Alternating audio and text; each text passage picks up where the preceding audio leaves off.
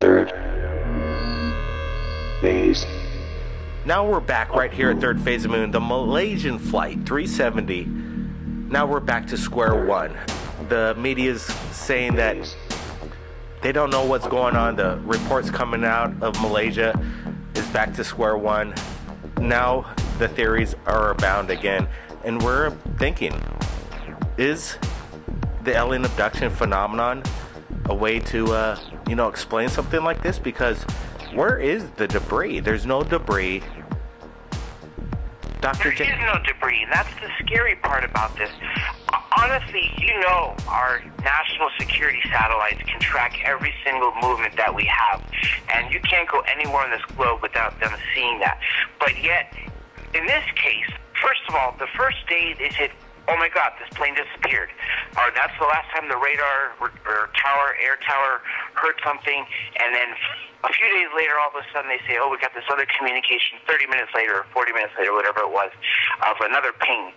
And then now they're saying they got something like 6 hours later, 8 a.m. their time. And so obviously something fishy is going on. And they say it made that weird left turn. What if it was a giant ship guiding it? Or what if it was the devil's triangle making them lose their direction? But I don't know. I think there might not be a wreckage because it might be in another dimension. I honestly don't know.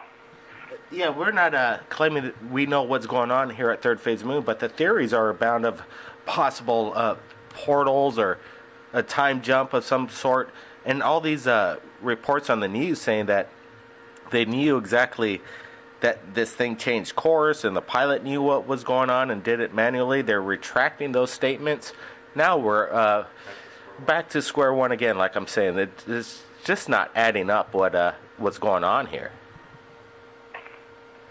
Yeah, I completely agree, and that's the part that makes it the worst, is each day, rather than making progress, they're going back to square one. Like you said, they have no more information now than they did days ago, other than those two revelations where they finally admitted where it is. This is what I also find very interesting.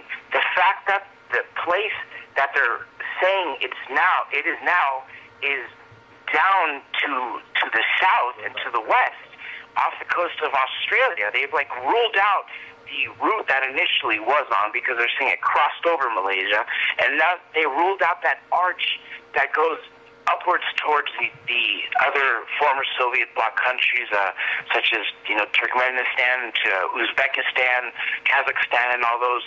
And now they're focusing on Australia. Then the other things that are crazy is the altitude changes. They say it went below 22,000 feet. Then they say as high as 45,000 feet. Then below 5,000 feet. So a lot of it's fishy, and it very well could be involving something else. But at this point, like what you just said, really back to square one. What you just said, Dr. J, is basically old news, because now everything's retracted as what was been said today on the major media. Nobody knows what's going on again. And people are saying, it's on the table now. Alien abduction, quantum jumps, things like this is possible. I know you have a person right here on the show right now that has an opinion. Alice wants to remain anonymous, but she might have a theory or some sort of what happened to the Malaysian airliner. Is Alice there? Absolutely. Here she is, Blake. Hi, Blake. Alice here. I do have... What bothers me about this whole situation is the fact that usually by now they will have a passenger list up. They will be running stories about the people who are on the flight, and nothing is being said. And something or someone on that flight was of some sort of importance that they don't want us to know about. And it's not being, if they hit a porthole or if aliens grabbed a hold of it, something was on that flight that was somebody somewhere wanted it. And and I'm getting really pissed off because I feel we are being lied to. 100%. They are just being quiet and sneaky and behind our backs. I think a lot of people in this world right now are pretty pissed off as far as the technology is concerned. You think nowadays in the world. People have their cell phones on themselves in that airplane. The NSA could track a cell phone in a blink of an eye. Why aren't they finding all these passengers' cell phones and tracking this?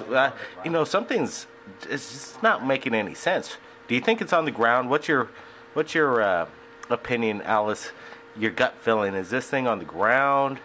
Is this are the people aboard still possibly alive? And is there going to be some outcome that we're going to be finding out what happened? I think eventually we'll find out what happened, but I don't think it will be. You know what? I am really on the fence on this. I am like searching, and only thing that comes to mind in my head is desert. I keep coming up with desert. I don't know what that means, but I keep thinking desert. Alice, when you bring up that desert image, you're not the only one that's talking about that right here at Third Phase of Moon. We've been having a lot of correspondence through emails, people with their theories, and that's why we're talking about this right now on Third Phase of Moon, is because people want to know. The questions are out there, and we need an open dialogue in this world right now, because the major media is not covering everything that should be in regards to some of these questions, and people are stating right now that this thing could have landed in a desert somewhere, and it's hidden under a military ground base of some sort, or a network of some sort, trying to, straight out of a James Bond movie. Oh, for sure, and if it's I'm thinking if it was terrorists, they would have said something by now if it was something went through successfully. You're exactly right. That was brought up in also emails, that where are the terrorists claiming that they did this and pulled this off? Unless there's a bigger prize that they're not telling us right now. But you would figure it in a state like this, if it was terrorism, they're jumping on it right away and saying we claim responsibility on this. Dr. J? Yeah, and the thing is, we got to remember is they send their terrorists to pilot training. The 9/11 hijackers were all trained to fly commercial jets. And I was talking to another friend who had another theory. Again, nobody here is claiming to be an expert. Just like you said, we have to open this dialogue, and that's what this world needs to do with the mainstream media, such as take UFO cases seriously, especially credible ones, and open dialogue. And this is a case that has this kind of mystery, because where is this plane? But terrorists, Al-Qaeda is known to send them to become airliners. And my friend said, what if they just wanted to steal a plane, hide it on some little island, and then bounce it around below radar under 5,000 feet to a place in some, desert country that hates us, or somewhere in Africa or wherever they can get to, and then crash it into another building, in a year or two. And, and some way he may be right. I don't know, but that's another possible theory that we have to consider. But honestly, you got to remember, they have satellites. I don't see how it's possible right now with the national defense that we have, where they don't have the capability to tell you exactly where this plane is at exactly this moment. Not just giving you this huge 12,000-mile range or whatever they hear, a 200 million square foot place of ocean or some insane amount of ocean that they have to cover. I think they know they're just not communicating, and that's why revelations have been made every day. But I fear for the whole crew at this point. Dr. J, we're just speaking, a day or so ago about, off the record of what was going on, but I kind of want to bring it up, is that maybe this could be disclosure UFO phenomenon. That, this could be something that might wake up the world, because how could the governments, I think something's going on. I think every single nation in the world that knows anything about this, they're not telling us what's going on. They're pretty much keeping it to themselves, because it just does not make any sense. Nobody's coming out with relevant information. It changes every single day. CNN, Anderson Cooper is covering this, and his dialogue changes every day. We're not saying we know exactly what's happening. We've made mistakes on reports, but now we're just baffled by this coming back to the same day. It's been over a week now, and this plane's missing. And now, I think the alien abduction scenario is still on the table. That's right. Remember, we did interview David Dunger, and he was just one of many. Remember, a Roper poll in 91 showed that 4 million Americans were being abducted. That was in 91. Our population is much higher now. There are much more people, obviously, around the world. This was just a U.S. poll. So when you look at that number and where they've been taken, he's just one person that's come out and said, yes, I was on board a airliner and taken. The whole airliner was taken. And I guess select people were taken. Other people maybe were just left asleep, and then it was brought back. The thing that scares me, though, is why isn't the plane back? Did something go wrong? Is this going to be a hostile thing? But see, if that's the case, then people who are claiming otherwise of benevolent things, such as Dr. Greer, when we interviewed him, he brought up these false flags. And this could be that false flag that Werner von Braun was talking about, the alien invasion. But if they take the airliner, now they're going to come attack Earth. But then again, that is going too far at that point. We still have to get to there where they have to admit that there are aliens. But nonetheless, it could be a catalyst to lead to a disclosure event if it's proven that ETs were involved in this plane's disappearance. I think, Spielberg made this movie back in the day, Close Encounters of the Third Kind, where they did this false flag event where they had to evacuate the whole community so they could, the UFOs were going to show up over the Devil's Tower there. And then at the climax of the movie, the missing airline pilots and people that have been abducted over the years from the Bermuda Triangle have been, they were being reunited and back on Earth.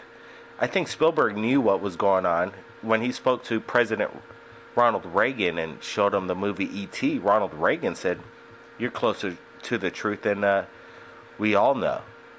And this is something, I think Spielberg was onto something. He didn't make this like a fluke. Maybe the Malaysian people might be able to make a comeback, and we might see these guys again. We don't know. We're hoping and praying that the families could be reunited.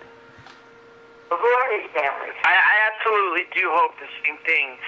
They just need to focus more on telling us who they are so we can pray for them.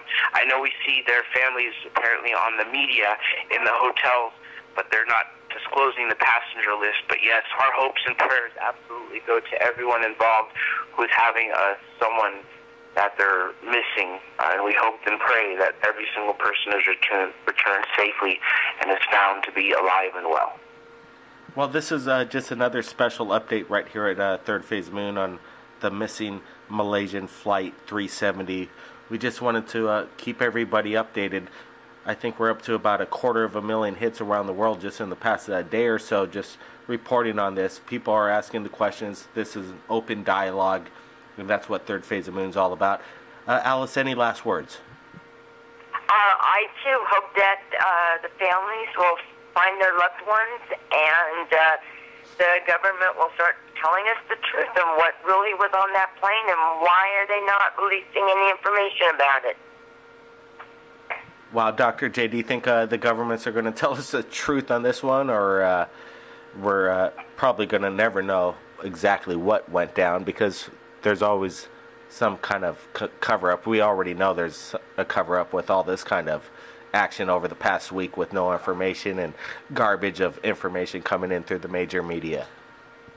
Well, it's absolutely sad that we are filled with proof that proves to us that the government has lied to us, regularly used cover-ups for so many different things. So for us to believe that they're going to tell us the truth on this one, or for us to hope and believe that they're finally going to disclose, I'm starting to evade it. I remember in '88 they were talking about disclosure, because Bob Lazar came out in '89, and that was a huge thing. Then I remember it was supposed to happen in '97, the 50-year anniversary of Roswell, when everybody got together. Then again in 2000, of course, that never happened. Then 2001 was the Disclosure Project. Then 2012 was going to be the disclosure year. Is it ever going to happen? From researchers that have been in the field for 30, 40 years say they were talking about it in the 60s, 70s, and 50s about disclosure. So, honestly, I don't know if we're ever going to have disclosure, and that's a scary thought. And I really hope we do, and I hope the government gives amnesty to those people involved and just comes forward with the truth. But at this point, I get fear that we're never going to hear it. Dr. J and Alice, thanks for joining us right here at Third Phase of Moon. My name's Blake Cousins, and we'll be following this Malaysia Flight 370 till the end. Blake Cousins, Third Phase of Moon. Keep your eyes on the skies. By popular demand, we are pleased to announce that Third Phase of Moon album is finally featured on iTunes. With all your favorite songs and themes you hear on the top UFO channel on YouTube, Third Phase of Moon. Out of This World soundtracks composed by master artist Paul Barrett. With 12 remastered and extended cuts to enjoy. Download them now, exclusive on iTunes. Click the link in the description below. Now listen for yourself, heard by millions around the world, Paul Barrett's album, Third Phase of Moon.